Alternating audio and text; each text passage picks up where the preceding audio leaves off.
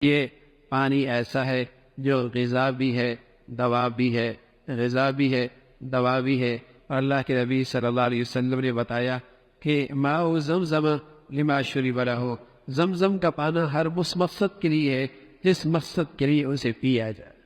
صحت کے لیے پیو گے صحت ملے گی، غذا کے لیے پیو گے غذا ملے گی، علم میں، عمل میں اور ذہانت میں، حافظے میں ترقی کے لیے پیو گے، اللہ اس میں عطا فرمائے گا، بشرط یہ کہ یقین پختہ ہو۔ ہمارا ایک ساتھی تھا بیت اللہ میں گر گیا اور اس کے سر سے خون نکلنے لگا، سر پھٹ گیا، زخموں پہ بہت پانی لگاتا ہے، سادہ تھا، بوڑھا تھا، دیہاتی تھا، اس نے جا کر زمزم کا پانی لگا دیا، اس نے زمزم کا پانی ٹھیک ہو گئی۔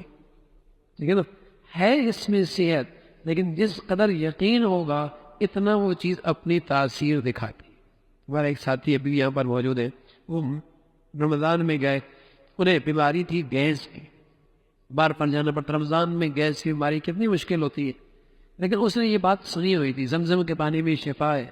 اتنا پانی پیتا تھا کہ پیٹ میں کسی اور چیز کی گنجائش نہیں تھی۔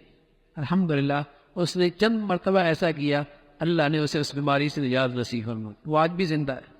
ماء زمزم لما شرب لہ، زمزم کا پانی اس مقصد کے لیے جس مقصد کے لیے اسے پیا جائے، یقین کی بات ہے۔